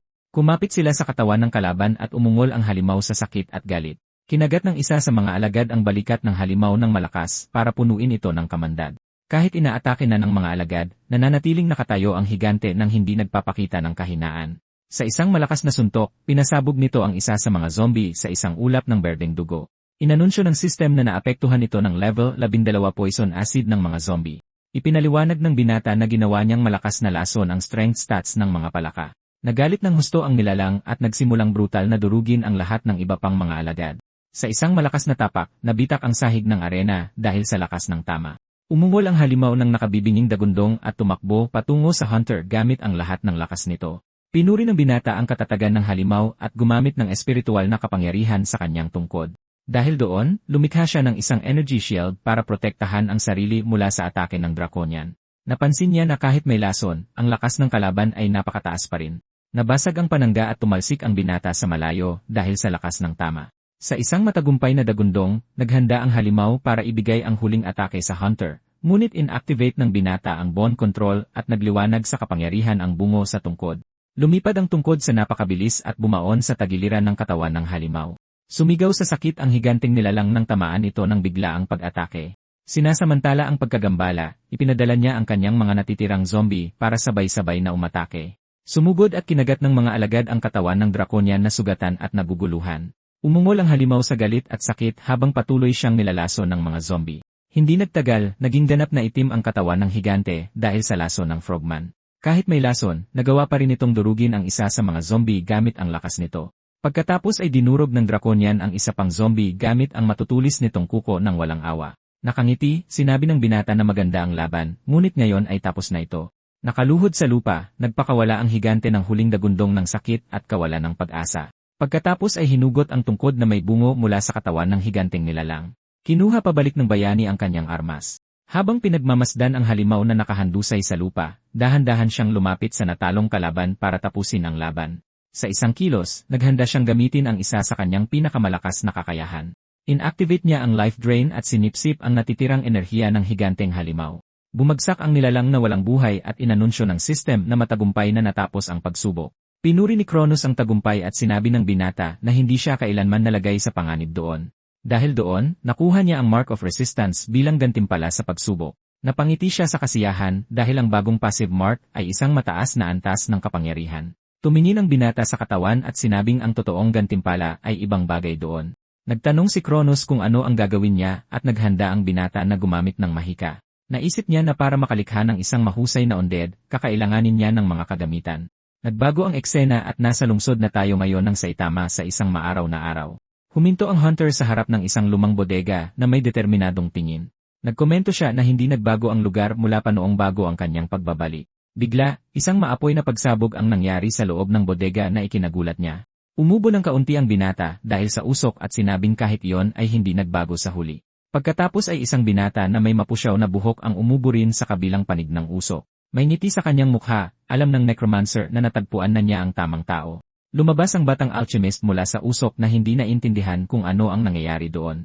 Siya si Kenya Shinyani, ang pinakadakilang alchemist sa buong Japan noong panahong iyon. Lumapit ang bida at nagtanong kung may sandali ang binata para makipag-usap. Nagpakilala siya bilang si Ryoga at nakiusap na gamitin ang mga kagamitan sa alchemy. Halatang inis ang alchemist sa biglaang pakiusap ng estranghero, ngunit sinabi ng binata na hindi ito magiging patas kung hihiramin lang niya ang mga ito. Ibinunyag niya na alam niya ang tungkol sa pananaliksik sa mid-grade healing potion. Dahil doon, nag-alok siyang tumulong, na labis na ikinalito ng alchemist. Sa loob ng laboratorio, makikita natin ang iba't ibang kagamitan at makukulay na test tube. Sa ibabaw ng isang mesa, mayroong isang malaki at detalyadong kaldero ng alchemy. Nagulat ang alchemist at nagtataka kung paano niya na-stabilize ang potion. Ipinaliwanag ng bida na abutin pa siya ng ilang taon bago niya ito matuklasan ng mag-isa. Nakangiti, kumuha siya ng scalpel at tinanong kung gusto itong subukan ng isa. Nang walang pag-aalinlangan, hiniwa ng binata ang sarili niyang braso gamit ang matalim na talim. Agad pagkatapos, ibinuhos niya ang pulang likido mula sa potion sa kanyang hiwa. Agad na gumaling ang sugat at ipinakita niya ang kanyang gumaling na braso na mayabang ang itsura. Nakangiti, namangha ang alchemist sa kapangyarihan ng potion na yon. Nagtanong siya kung gumana ba talaga ito at pinuri ang hindi kapanipaniwalang resulta. Sinubukan ng batang siyentipiko na kunin ang test tube para masuri itong mabuti, ngunit inilayo ng necromancer ang gamit mula sa kanya ng may ngisi. Tinanong niya kung interesado ang isa sa formula at mabilis itong sumang-ayon. May masamang tingin, nakiusap ang binata sa isa na tulungan siya sa isang pabor. Nagmungkahi siya na magtulungan sila at tuturuan niya ito ng mga bagong recipe. Bilang kapalit, ang hasyan sa kita ay magiging 60 tandang bawas 40 pabor sa binata. Iniisip ng alchemist na nahulog na sa bitag niya ang isa tulad ng kanyang hinulaan na may masamang ngiti. Sabi ng binata na siya na ngayon ang kanyang bagong kasosyo. Pagkatapos ay umiilaw ang singsing sa kanyang kamay at naghahanda siyang gumamit ng necromancy. Lumitaw ang katawan ng higanteng draconian na nakahiga sa sahig ng laboratorio. Gulat na gulat ang siyentista at nagtanong kung ano ba ang bagay na yon. Ipinaliwanag ng binata na ipoproseso niya ang katawan dahil isa siyang necromancer. Pagkatapos ay inanyayahan niya ang isa na tulungan siya sa proseso ng paglikha ng zombie. Ngunit tumanggi ang alchemist dahil hindi pa sila pumipirma ng anumang kontrata. Hinayaan niya itong gamitin ang lugar at pumayag ang necromancer na may mapanuyang tingin. Ipinaliwanag ng binata na normal lang ang kawalan ng tiwala ng isa dahil sa nakaraan nito. Ninakaw ang kredito para sa kanyang gawa at napilitan siyang magbitiw. Nagrereklamo ang Diyos tungkol sa pagtataksil at sinabi ng binata na pare-pareho lang ang mga Diyos. Sinabi niya na nag-aalangan ng isa dahil hindi pa nito nakikita kung ano talaga ang kaya niyang gawin. Dahil doon, nag-alok siyang tumulong para makita ng isa ang kanyang kapangyarihan gamit ang sarili nitong mga mata. Na may seryosong tingin, tinitigan pabalik ng batang alchemist ang necromancer. Pagkatapos ay pumayag siya sa mungkahi at inabot ang isa sa kanyang mga kasangkapan. Hiniling sa kanya ng bida na tunawin ang 5 mana stone sa tamang proporsyon. Di nagtagal, inabot ng binata ang handa ng likido at nagulat ang isa sa kanyang bilis. Pinuri ng necromancer ang kanyang talento at nagtataka naman ang isa kung ano ang gagawin niya. Hawak ang likido, ibinuhos niya ito sa katawan ng draconian sa sahig. Ipinaliwanag niya na inuukit niya ang mga formula at sumpa sa mga buto para mapabuti ang zombie. Para dito, kailangan niyang ulitin ng ilang beses ang proseso ng paglalagay ng mga layer. Pagkatapos ay nagsimulang magtrabaho ng husto at walang tigil ang dalawa sa katawan ng halimaw. Sumisigaw sa pagod ang alchemist habang patuloy niyang dinudurog ang mga gamit ng walang pahinga. Pagkaraan ng ilang sandali, sinabi ng hunter na sa wakas ay tapos na ang mahabang proseso. Nagunat siya at sumigaw ang isa na 3 araw na pala ang lumipas. Nagtataka ang siyentista kung sino ba ang lalaking ito na may napakalakas na kapangyarihan at tibay. Kahit isang 1-star lang, napagalaw niya ang puso ng isang katawan gamit lang ang kanyang mana. Naiintindihan niya na hindi kapanipaniwala ang binata, ngunit totoo ang kanyang kakayahan. Lumingon ang bida at inulit ang alok na 60-40. Pagkatapos ay tinanggap ng alchemist ang paunang alok ng hunter nang walang pag-aalinlangan. Ipinaliwanag niya na abutin siya ng 2 taon para matapos ang healing potion mag-isa, ngunit sa tulong ng binata, ibang usapan na kaya nagpasya siyang makipagtulungan. Na may ngisi, kontento ang necromancer sa resulta. Sinabi niya na umaasa siya ng magagandang bagay mula sa kanyang bagong alchemist at kasosyo. Ngayon ay kailangan niya ng kaluluwa na magsisilbing core para sa bumagsak na dragon. May plano sa isip, kinuha ng binata ang kanyang telepono at tumawag. Tinanong niya kung natanggap ng grupo ang pera at inalok sila ng bagong trabaho. Nagbago ang eksena at nasa isang gubat na tayo malapit sa hangganan. Biglang lumitaw ang grupo ng mga baguhan at nagtanong kung tinawag niya sila doon. Sinabihan sila ng hunter na sundan siya at agad na sumang-ayon ang 3 sa utos. Naglakad sila sa kakahuyan at sinabi ng isa sa kanila na mapanganib at puno ng mga halimaw ang lugar. Sinabi ng bida na gusto lang niyang magbigay galang sa isang dati niyang kakilala. Na may mapagmasid na mata, naghanap siya ng isang bagay sa mga puno sa gubat. Patuloy na sinusundan ng grupo ang hunter sa matataas na kakahuyan ng may pag-ingat. Biglang huminto sa paglalakad ang bida at may napansing kakaiba sa hangin. Pagkatapos noon, nakita nila ang isang nag-iisang orsi na nagbabantay sa isang luwagan. Binalaan siya ng trial na ang nilalang ay 2-star at napakadelikado, ngunit nagpasya siyang subukan ang galing ng kanyang bagong prosesong sandatang buto. Dahil doon, inactivate niya ang bone control at nagpakawala ang sandata ng isang talim ng enerhiya. Naglabas ang gold bone ng madilim na aura at nakakatakot na kapangyarihan. Nag-react ang orsi at ibinato ang sibat nito ng buong lakas sa kanyang direksyon. Lumipad ang sibat sa bilis para salubungin ang atake ng necromancer. Na may ngiti, naiintindihan niyang hindi mapipigilan ng sibat ang kanyang mahiwagang atake. Ninisyan niya ito at sinabing sa kasamaang palad para sa halimaw, hindi sasablay ang atake. Pagkatapos ay winasak ng talim ng buto ang dulo ng sibat gamit ang pambihirang lakas. Tumama ng atake ang balikat ng orsi na sumigaw sa sakit dahil sa impact. Sinabi ng binata na pinuntirya niya ang puso, ngunit maganda ang tibay ng nilalang. Pagkatapos ay tinanggal ng halimaw ang piraso ng sandata mula sa balikat nito nang may matinding galit. Kahit sugatan, sinubukan ng nilalang na gamitin ang natitirang sibat para atakihin ang binata. Sumugod ito ng buong lakas patungo sa hunter bilang huling desperadong pagtatangka. Ngunit nanatiling nakatayo ang bida, naghihintay ng tamang pagkakataon para gumanti. Bigla, isang malaking pagsabog ng apoy ang tumama sa halimaw. Pinoprotektahan ng leader ng grupo ang kanyang sarili gamit ang kalasad at pinuri ng bida ang kanyang timing. Na may kumikinang na mata, naghahanda siyang gamitin muli ang kanyang mahika sa kalaban. Pagkatapos ay nagtanong siya kung paano kung 3 sa halip na isa at inactivate ang bone control. 3 dalamay na buto ang agad na pumigil sa katawan ng sugatang orsi. Tinagos ng mga tulos ang halimaw sa iba't ibang parte, tuluyan itong pinatay. Nang matalo ang nilalang, pinagmasdan ng 2 ang katawan na nakahandusay sa sahig ng gubat. Gulat na gulat ang leader ng grupo, hindi makapaniwalang natalo niya ang orsi. Sinabihan sila ng binata na huwag tumunganga dahil ngayon palang magsisimula ang totoong trabaho. Nagtanong ang leader kung sigurado siyang ito ang tamang daan. Kinumpirma niya at tumayo sa likuran niya ang kanyang bagong alagad na orsi zombie para sumunod. Ipinaliwanag ng binata na ang taong hinahanap niya ay nasa nayon ng mga orsi nayon. Sa di kalayuan, natanaw nila ang isang malaking nayon na may ilang bantay sa kahoy na tarangkahan. Nagtanong ang leader kung sigurado siya dahil akala niya ay magbibigay galang sila. Kinumpirma ng necromancer habang nakatayo sa tabi niya ang kanyang bagong lingkod na orsi. Ipinaliwanag niya na ang taong hinahanap nila ay nasa pamayanan ng mga halimaw doon. Na may masamang ngiti, sinabi ng binata na maaari silang kumita ng dagdag na pera dito. Lubos na nagulat ang 3 hunter sa mungkahi ng binata. Sa paglipas ng panahon, nagsimulang lumubog ang araw sa abot-tanaw ng gubat na yon. Isa sa mga orsi na umatake sa grupo ay bumagsak na walang buhay sa gitna ng kakahuyan. Pagkatapos ay nag-level up ang bida sa level 13 at tumaas ang kanyang mga attribute, ngunit nagbabala ang system na naabot na ang limitasyon sa absorption para sa lahing iyon. Iniisip niya na inaasahan na niyang hindi magiging walang hanggan ang kanyang kakayahan. Dahil doon, nagpa siya ang hunter na para sa araw na yon, tapos na ang pangangaso. Pagbalik sa kampo, tinawag niya ang isa sa mga babaeng hunter para kausapin. Pagkatapos ay tinanong niya kung handa na ba ito dahil 3 mahabang araw na ang lumipas. Di nagtagal, dumating ang gabi at tinanglawan ng kabilugan ng buwan ang kalangitan ng madilim na gubat. Sa loob ng tent, sinabi ng leader na tumaas na ang kanilang stats at atake sila bukas. Sa labas, sumang-ayon ang tatlo at inutusan ng leader ang babae na magbantay. Nagpaalam sila at ang hukbo ng mga Orsi zombie ng binata ay nagbabantay doon. Dalawa sa mga bagong alagad ang nakatayo sa alertong posisyon upang protektahan ang kampo. Samantala, mahimbing na natutulog ang tatlong hunter habang wala ang bida. Nakaupo ang bida sa isang bato, nag-iisang pinagmamasdan ang mabituing kalangitan. Sa wakas ay nag-level up na siya at gusto niyang makita ang kaalaman na kanyang na-unlock. Dahil doon, dinala siya ng system sa aklatan ng sinaunang master ng mga Yumao. Sa loob, lumapit siya sa isa sa mga libro para kunin ang impormasyon, ngunit ipinagkait ang access at kailangan niyang maging level 45 para mabasa ito.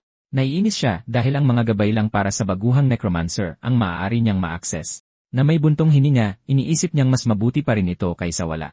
Pagkatapos ay umupo ang binata sa sahig at sinimulang basahin ang isa sa mga available na libro.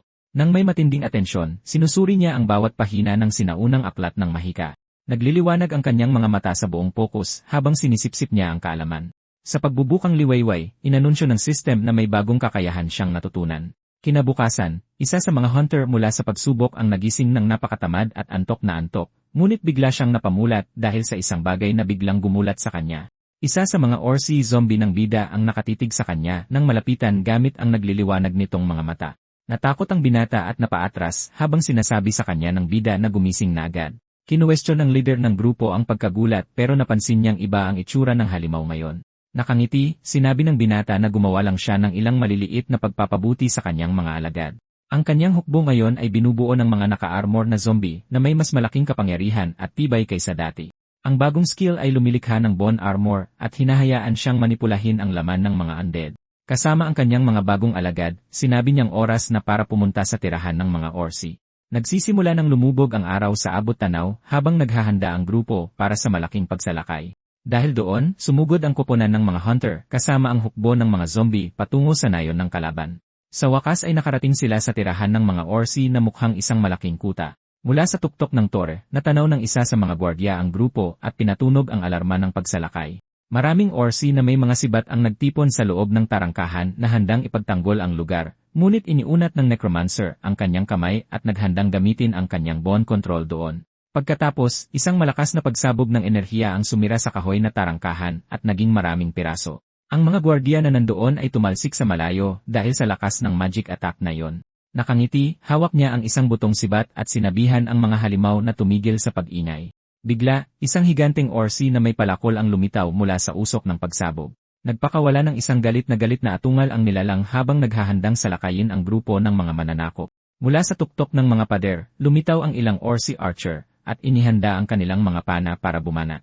Isang ulan ng mga pana ang pinakawalan patungo sa mga hunter nang walang anumang awa. Ginamit naman ng leader ng grupo ang isang energy shield para protektahan ang lahat mula sa atake. Naghanda rin ang archer ng koponan at nagsimulang magliwanag sa apoy ang kanyang crossbow. Pagkatapos ay nagpakawala siya ng isang nag-aapoy na pana na dumami at tumama sa maraming kalaban. Isa sa mga halimaw ang tinamaan ng sapul sa dibdib at sumigaw sa sakit mula sa maapoy na atake. Napangiti ang bida kasama si Kronos sa kanyang tabi at sinabing hindi naman masama dahil nagsisimula pa lang sila. Dahil doon, isang kawan ng mga Orsi ang sumugod patungo sa mga mananakop upang durugin sila. Pagkatapos ay inutusan ng binata ang kanyang hukbo ng mga naka-armor na zombie na sumabak sa laban. Isa sa kanyang mga alagad ang sumugod at nagpakawala ng malakas na suntok sa mukha ng kalaban. Pagkatapos ay nagpakawala ang zombie ng isang sinag ng asul na enerhiya na tumama ng sapul sa isa sa mga halimaw. Nakangiti, nalaman niyang mas maganda ang resulta kaysa sa inaasahan at sinabing sulit ang pagbabasa. Ang ibang mga Orsi ay lubos na natakot nang makita ang kapangyarihan ng kanilang mga bagong kaaway. Ngunit nagbabala ang binata na simula pa lamang ito ng totoong labanan na darating. Sumugod naman ng buong lakas ang kawan ng mga Orsi patungo sa mga zombie ng necromancer. Ipinagtanggol ng isa sa mga alagad ang sarili laban sa isang atake ng Orsi gamit ang pinatibay nitong kalasag na buto. Pagkatapos ay nagpakawala ang halimaw ng isang malakas na atake sa armor ng zombie gamit ang palakol nito. Dahil doon, inanunsyo ng system na nasira ang armor at bumaba ang depensa nito. Pagkatapos ay ginamit niya ang kanyang mahika at naghandang kumpunihin ang armor ng kanyang alagad. Pagkatapos ay nakumpuni ang armor ng zombie at tumaas muli ang tibay nito. Pagkatapos, ginamit niya ang flesh ripple para ipako ang mga kalaban sa lupa. Pagkatapos ay tumagos ang laman sa dibdib ng isa sa mga Orsi na hindi inaasahan ng atake. Nagsimulang kainin ng ibang mga Orsi ang laman na nasa lupa at sa kanilang mga katawan. Pinapanood ng leader ng grupo ang lahat at nagulat sa matalinong diskarte ng binata. Napagtanto niya na nasa ibang antas ang pamamahala ng binata sa kanyang mga skill. Dumidikit ang laman ng mga zombie sa mga paa ng mga orsi na pumipigil sa kanilang paggalaw. Dahil bitag na ang mga kalaban, umatras ang mga zombie para hintayin ang susunod na hakbang. Naging galit na galit ang higanteng pinuno ng mga orsi nang makitang madaling natatalo ang kanyang mga alagad. Pagkatapos ay nagsimula siyang maglabas ng pulang aura at nagsimulang magbago ang kanyang katawan. Nagbabala ang system na na-activate na ang Berserk mode at critical ang antas ng panganib. Nakangiti, sinabi ng bida na sa wakas ay nagsiseryoso na ang pinuno ng mga orsi. Nagpakawala ng matinding galit ang pinuno ng orsi at lumaki ang kanyang katawan dahil sa pulang kapangyarihan. Inanunsyo ng system na na-activate na ang Berserk mode at umabot na sa espesyal na antas ang panganib. Ngunit napangiti ang hunter dahil pagod na siyang maghintay na lumaban ng seryoso ang halimaw. Sa isang sigaw ng pandigma, iwinasiwas ng nilalang ang kanyang palakol ng buong lakas para umatake. Napakalakas ng atake, kaya hinawi nito ang hangin at sumugod patungo sa binata ng buong puwersa. Walang kaba, iniunat niya ang kanyang kamay at inactivate ang kanyang bone control ability. Dahil doon, dambuhalang mga butong tulis ang sumulpot mula sa lupa para pigilan ang atake ng kalaban. Pagkatapos ay tinusok ang halimaw ng maraming tulos na tumagos sa katawan nito, na bumitag dito. Pagkatapos ay napaluhod ang higanting nilalang, ganap na hindi makagalaw dahil sa atake. Napagtanto nitong kinokontrol na ng mga buto ang kanyang katawan at sinubukang lumaban. May masamang ngiti, sinabi ng binata na wala itong silbi habang nauubos ang kanyang spiritual power. Sumisigaw sa matinding sakit ang halimaw habang kinokontrol ng madilim na mahika ang buong katawan nito. Sinabihan niya itong huwag maging pesimista habang tumataas sa 40% ang konsumo ng kapangyarihan. Iniisip ng binata na ang paggamit ng 6 na buto ng sabay-sabay ay kumokonsumo ng napakalaking spiritual power. Alam niyang kung may isang buto na makakawala, gagalaw ang halimaw at iniisip niyang puntiryahin ang puso. Dahil doon, nagpasya ang hunter na gamitin muli ang bone control para sa huling atake. Umabot sa 68 ang kanyang spiritual power at isang butong sibat ang tumama sa orsi. Dahil sa direktang tama sa dibdib, sa wakas ay bumagsak ang halimaw sa lupa, talunan at hindi na gumagalaw. Hinihingal ang binata dahil naubos ng laban ang halos lahat ng kanyang spiritual energy. Pagkatapos ay iniunat niya ang kanyang kamay at inactivate ang life drain para bawiin ang kanyang lakas. Isang puting aura ang pumalibot sa kanya at bumalik sa 74 ang kanyang spiritual power. May kumpiyansang ngiti, nakaramdam siya ng sigla at handa na para sa susunod na laban. Nakita ng ibang mga orsi ang kanilang bumagsak na pinuno at naparalisa sa purong takot sa nakita. Sumigaw ang isa sa kanila na tumakbo ang lahat at nagsimulang tumakas ang buong kawan mula sa nayon, ngunit hindi sila hahayaang makatakas ng binata at nagliwanag ang kanyang mata ng berdeng ilaw. Inactivate niya ang flesh ripple at binitag ang mga paa ng mga halimaw na tumatakas. Dahil bitag ang kanilang mga paa, natisod ang mga nilalang at nagbagsakan sa isa't isa. Hindi nagtagal, lahat ng orsi na sumubok tumakas ay nakahandusay at hindi makadalaw sa larangan. Nakangiti, gumamit siya ng necromancy at bumuo ng bagong hukbo ng mga naka-armor na orsi. At sa gayon, ang dating kinatatakutang pinuno ng orsi ay isa na lamang ngayong figura sa lupa. Tinitignan ng tatlong hunter ang mga bumagsak na halimaw at iniisip kung gaano kalaking pera ang kikitain nila mula rito. Ngunit pinulot ng binata ang palakol ng pinuno at sinabing iyon ang tunay na premyo ng misyon. Ipinapakita sa isang screen na ang sandata ay ang pambihirang blood axe na lalong lumalakas sa dugo. Nakangiti, sinabi niyang sulit ang pagsakop sa nayon ng mga orsi sa huli. Pagkatapos ay ibinigay niya ang sandata sa leader ng grupo at ipinaubaya sa kanila ang pangungolekta. Pumayag ang hunter at sinabihan ang binata na magpahinga na habang sila na ang bahala sa lahat. Dahil doon, lumayo ang bida sa grupo at nagtungo sa ibang bahagi ng gubat. Huminto siya sa harap ng isang sinaunang puno at sinabing sa wakas ay nahanap na niya ang kanyang hinahanap. Pagkatapos ay tinawag ng binata ang nakatagong tao at hiniling na lumabas para makapag-usap sila, ngunit nanatiling tahimik ang higanteng puno at walang ibinigay na tugon sa binata. Napabuntong hininga, kumuha siya ng buto mula sa kanyang bag at naghandang gumamit ng puwersa. Ngumisi siya ng masama habang nagliliwanag sa apoy ang buto sa kanyang kamay. Habang nagniningning ang kanyang mata, naghanda siyang hampasin ang puno gamit ang magic bone. Pagkatapos ay inatake niya ang puno ng buong lakas at isang berdeng aura ang pumalibot sa kanyang malakas na atake. Pagkatapos ay sumabog ang isang madilim na enerhiya at naisip niya kung kailangan ba niyang maging agresibo sa lahat. Isang malabong figura na may pulang mata ang lumitaw at nagtanong kung sino ang nangahas na istorbohin ito. Nakangiti, sinabi ng binata na masaya siyang sa wakas ay makilala ito ng personal.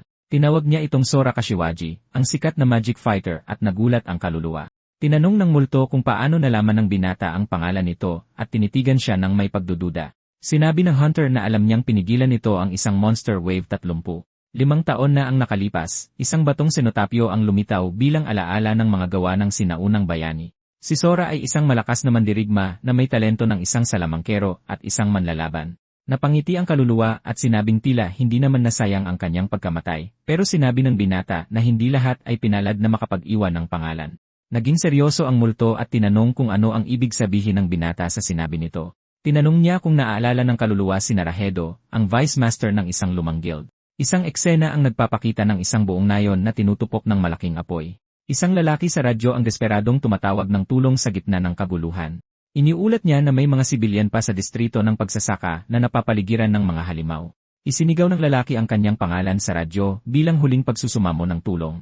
Sumisigaw siya sa desperasyon na imposible ito at humihingi ng tulong, pero sumagot ang radyo na walang tulong na darating at hindi sila makapagbibigay ng suporta. Natahimik sandali ang lalaki na may hitsura ng lubos na hindi paniniwala at kalungkutan. Naiintindihan niya na ginamit sila bilang pain para makatakas ang iba sa Northgate. Isang boses sa radyo ang nagkumpirma na dahil sa kanila, nakatakas ang pangunahing puwersa. Nagalit ang mandirigma dahil ipinadala sila doon kahit alam nilang may mga sibilyan. Sinabi ng boses sa kabilang linya na huwag siyang maging masyadong negatibo sa sitwasyon. Sinabi ng nagtrador sa kanya na ang karangalan sa pagpigil sa monster wave ay para na ngayon sa mga nakaligtas. Puno ng galit, ibinagsak ng lalaki ang radyo sa lupa dahil kung sino ang mabuhay, siya ang bayani. Isang halimaw ang lumundag patungo sa isang sugatang sibilyan para tapusin ito, pero gumamit ng dark magic ang mandirigma at iniligtas ang tao mula sa atake ng nilalang. Pagkatapos ay nagpatuloy siyang lumaban para gumawa ng daan sa gitna ng kaguluhan at apoy. Inutusan ng lalaki ang kanyang mga tauhan na protektahan ang mga sibilyan at tumakas mula sa lugar na iyon. Nag-atubili sandali ang kanyang mga kasama na mukhang nag-aalala para sa kanya. Sumigaw siya sa galit na iyon ay isang utos at umalis na sila agad. Ipinaliwanag ng kaluluwa na ang lalaking nagpadala sa kanya sa kamatayan ay naging isang dakilang bayani. Dahil doon, lahat ng talaan na may kaugnayan sa kanya ay tuluyang nabura sa kasaysayan. Sinabi ng bida na kalunos-lunos dahil ninakaw ang karangalan ng namayapa. Nagalit ang kaluluwa at sinabihan ang binata na huwag nang magpaligoy-ligoy at diretsuhin na siya. Nakangisi, inalok ng binata na tulungan ang sinaunang bayani na makapaghiganti. Tinitigan siya ng multo, ang mga pulang mata nito ay nagniningning sa galit at pagdududa. Iminungkahi ng binata na gumawa sila ng kontrata para maging isang makapangyarihang undead. Patuloy na nakatitig sa kanya ang kaluluwa ng sinaunang mandirigma sa katahimikan na puno ng galit. Inulit ng necromancer ang alok at inanyayahan siyang sumama bilang isang lingkod. Pagkatapos ay nagliwanag ang singsing sa kanyang kamay ng malakas na berdeng enerhiya ng necromancy. Ipinakita niya ang katawan ng draconian at sinabing nakapaghanda na siya ng sisidlan para sa kaluluwa. Tiningnan ng multo ang katawan ng halimaw na tila nag-iisip ng malalim tungkol sa alok. Inamin ng kaluluwa na sa kasalukuyang kalagayan nito, hindi man lang nito naisip na maghiganti sa mga kaaway. Pagkatapos ay tinanggap niya ang alok ngunit sinabing mayroon siyang isang kondisyon para maisara ang usapan. Nagbabala ang sinaunang bayani na tatanggihan niya ang anumang gawaing makakasakit sa mga inosenteng tao. Iniisip ng binata na pareho pa rin ang kondisyon at hindi nagbago ang puso ng bayani. Gaya ng inaasahan sa isang tunay na bayani, naisip niya na may ngiti ng paghanga. Dahil doon, pumayag ang binata sa kondisyon at nangakong hindi niya sisirain ang kasunduan. Pagkatapos ay tinanggap ng kaluluwa ang alok at sinabing magiging undead servant niya ito. Inanunsyo ng system na nakuha na niya ang pagmamayari sa earthbound spirit na si Soko Kashiwaji. Naalala niya na bago ang regression, ginawa niyang Dread Knight ang kaluluwa. Pagkatapos ay naisip ng binata kung ano kaya ang nangyari kung binigyan niya ito ng malakas na katawan sa simula pa lang. Pinuri ni Kronos ang katawan ng Draconian at sinabing isa itong tunay na obra maestra. Isang screen ang nagpapakita ng status ng bagong lingkod na ngayon ay isang hindi kumpletong Eldritch Dragon. Natuwa ang binata dahil ang katangiang Magic Fighter ay wala sa Skeleton Knight. Ipinaliwanag ng screen na pinagsasama ng katangian ang kakayahan ng isang salamangkero at isang martial artist. Tinanong niya ang bagong lingkod kung ano ang pakiramdam niya sa kanyang katawang dragon. Nag-inat ang nilalang at sinabing mas mababa ang katawan na ito kaysa sa dati niyang katawan noong nabubuhay pa. Naiintindihan ng hunter na hindi kumpleto ang lingkod dahil sa ginamit na curse formula, pero napangiti siya ng may kasiyahan dahil mas maganda itong simula kaysa dati. Kasama ang kanyang bagong alagad, tumalikod siya at nagsimula silang maglakad palayo sa nayon. Bigla siyang pinigilan ng nilalang, tumututol na tawagin siyang alagad sa inis na tono. Dahil doon, lumiit ang dragon at tumayo na nakakrus ang mga braso at mukhang galit. Tinanong ng bayani kung anong nangyari at sinabi ng lingkod na ayaw niyang tawaging alagad. Iminungkahi ng binata na gamitin ang tunay niyang pangalan pero sinabi ng nilalang na itinakwil na niya ang kanyang pangalan. Iniisip niya na medyo pasaway ang lingkod at malaki ang ipinagbago ng personalidad nito. Humingi ang dragon ng pangalan na nakakatakot sa mga kalaban pero wala siyang maisip na maganda. Iminungkahi ng binata ang Fafnir, Black Dragon, at Tiamat pero tinanggihan ng isa ang lahat ng pangalan.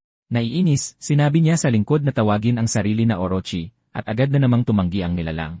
Naisip ng hunter kung dapat ba niya itong suntukin, at umismid ang dragon, pero nagbago ng isip ang nilalang at sinabing sapat na ang unang pangalan, Fafnir. Bumuntong hininga ang binata sa pagod at pumayag na tawagin siyang ganoon bago tumalikod para umalis. Muli siyang pinigilan ng bagong Fafnir at nagreklamo na halos wala na siyang damit ngayon.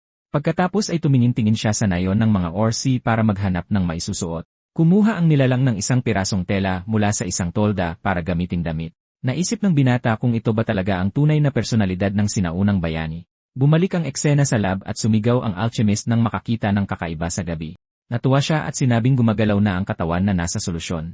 Sinabi ni Fafnir na nagkaroon na siya ng kaluluwa, at nabaliw ang siyentista sa kagustuhang pag-aralan siya ng malapitan. Iniisip ng dragon na kakaiba ang lalaki at tinanong kung pwede niya itong suntukin, pero sinabi ng binata na hindi. May seryosong tingin, kinuha ng bida ang atensyon ng kanyang bagong kasama. Sinabi niya sa tatlo na babalik sila sa Tokyo para ayusin ang mga gamit at pumayag ang grupo. Pagbalik sa lab, naghanda ang binata na gamitin ang kanyang mga kasanayan bilang necromancer. Gamit ang kanyang mahika, sinimulan niyang gawin ang katawan ng pinuno ng mga orsi na tinalo niya kanina. Umupo siya at nag-isip kung ano ang dapat niyang gawin sa katawan ng halimaw na yon ngayon.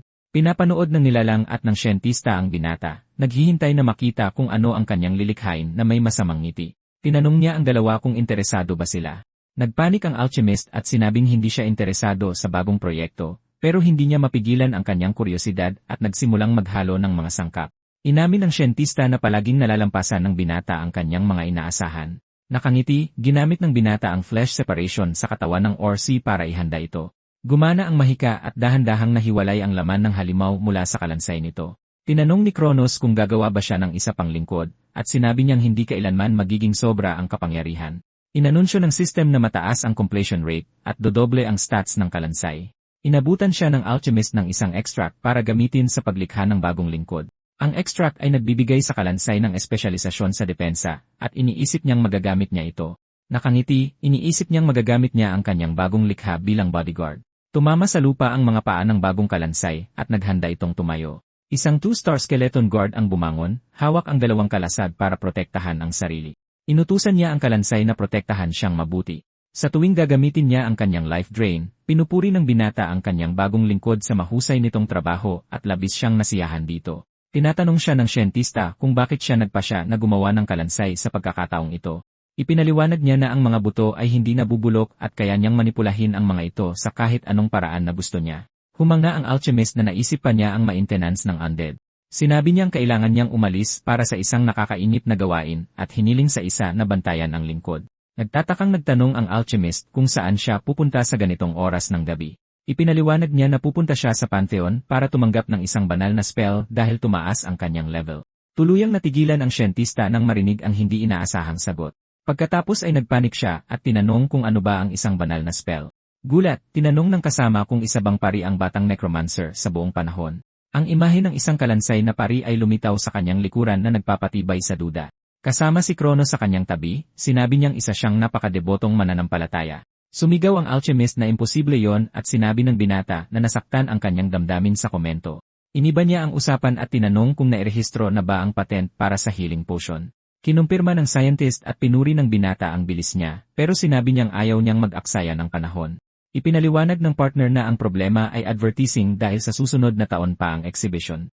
Nang marinig ito, nag-alok ang hunter na i-promote ang mga potion kung magkakaroon siya ng pagkakataon.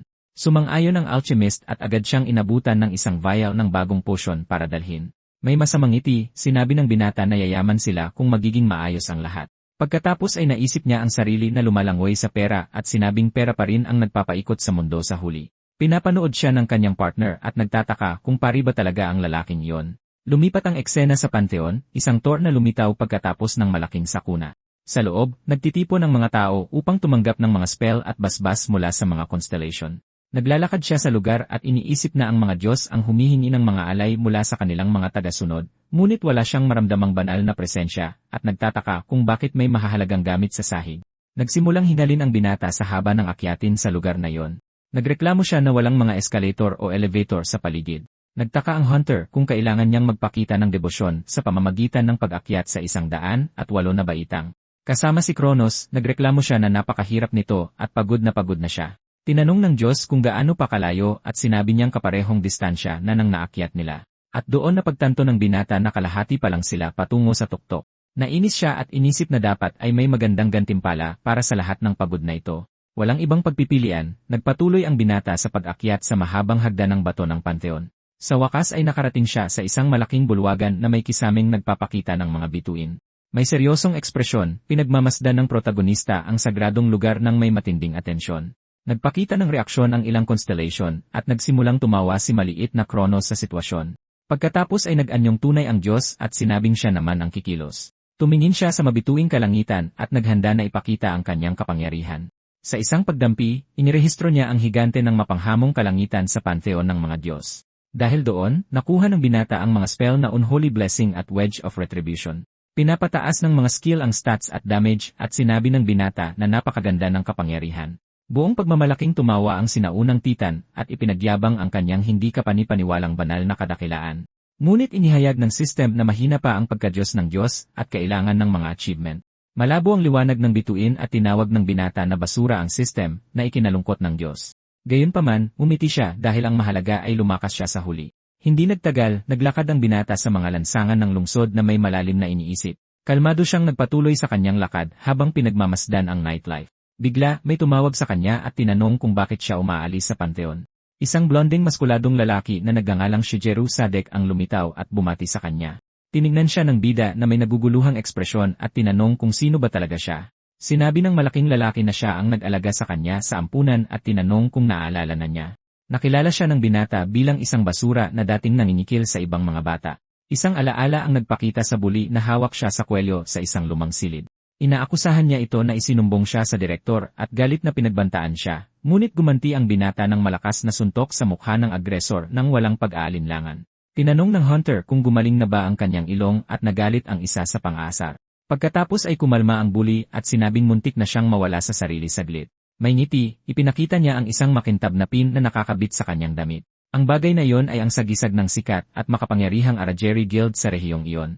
Tinawag niya itong isang mababang antas na hunter, at nagbabala na hindi na magiging tulad ng dati ang mga bagay, ngunit tinitigan siya pabalik ng binata at sinabing para sa kanya, wala talagang nagbago. Nagalit muli ang malaking lalaki at naggitngit ang kanyang mga ngipin sa galit sa binata. Sumigaw siya sa isa na huwag maging masyadong mayabang at naghanda ng atakihin siya. Dahil doon, sumugod ang bully at sinubukang hawakan siya gamit ang kamay para takutin siya, ngunit may isa pang lalaking lumitaw at hinawakan ang kanyang pulso na pumigil sa biglaang pag-atake.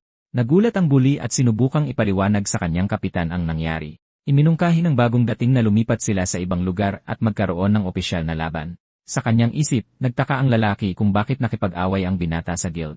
Tinanong ng kapitan kung magkakilala sila at iminungkahing hayaan na lang ang kanilang mga kamao ang mag-usap. Ngumiti ang agresor at sinabing kararating lang ng binata bilang hunter at isa itong biro. Ngunit sa gulat ng lahat, agad na tinanggap ng protagonista ang hamon. Naguluhan ang bully dahil hindi niya inaasahang tatanggapin niya ito ng ganoon kabilis. May mapang-asar na ngiti, tinanong ng binata kung takot ba ang isa sa laban. Naggitngit ang mga ngipin ng agresor at sumigaw na hindi niya na mababawi ang kanyang sinabi. Ang eksena ay lumipat sa kaanib na yuwen ng Arageri Guild sa isang modernong gusali. Sa gitna ng arena, nagharap ang dalawang hunter habang malapit nang magsimula ang laban. Sinabi ng binata na isa siyang pari at ang kanyang alagad ang lalaban para sa kanya. Pinagtawanan ng kalaban ang ipinatawag na halimaw at ipinagyabang ang kanyang kwintas at singsing na nagpapalakas ng kanyang stats. May mapanlibak na tingin, sinabi niyang hindi magbibigay ng anumang kalamangan ang kanyang mga gamit. Sa puntong iyon, nag-activate ang sistema ng arena at isang simbolo ng liwanag ang lumitaw sa sahig. May ngiti, naghahanda ang lalaking blonde para sa laban na malapit nang magsimula. Inanunsyo ng sistema na isang harang ang magpoprotekta sa buhay ng parehong manlalaban at nagsimula na ang laban.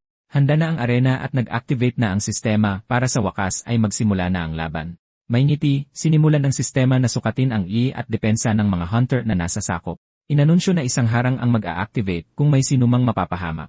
Pagkatapos ay nang-aasar na tinanong ng agresor kung takot ba ang kanyang kalaban sa laban. Tinitigan siya ng batang bayani nang may paghamak at nagtaka kung ano ba ang pinagsasabi ng isa.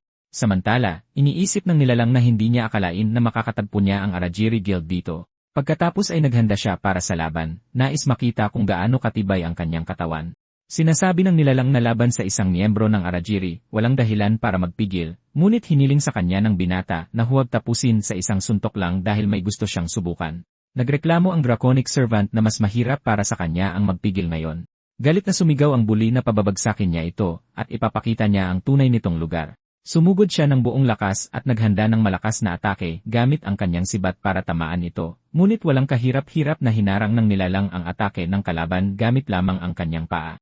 Nagulat ang agresor nang makitang madaling napigilan ng halimaw ang kanyang espesyal na atake. Hindi na tinag, umatras ang lalaking blonde at naghanda na gamitin ang isa pa sa kanyang mga skill.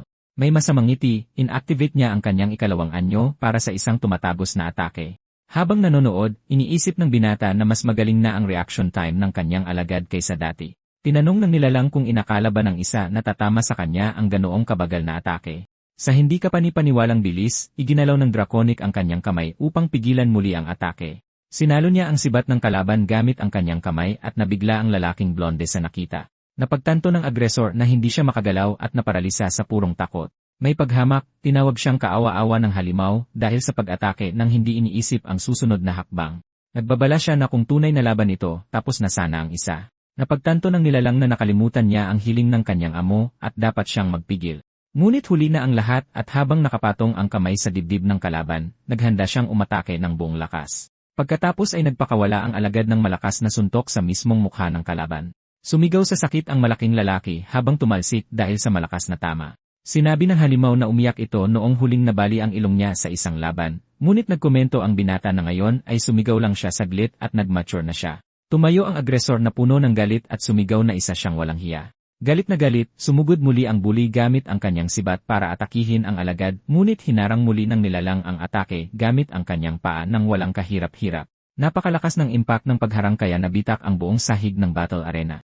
Gayunpaman, hindi sumuko ang agresor at naghanda ng isa pang atake gamit ang kanyang sibat. Sinabi ng halimaw na kung gagamitin mo ang parehong galaw ng 2 beses, mababasa ka ng kalaban mo na parang libro. Sa isang mabilis na pag-ikot, hinampas ng Draconic Servant ang binti ng kalaban gamit ang kanyang buntot. Nabali ang buto sa binti ng bully dahil sa impact at nakaramdam siya ng matinding sakit.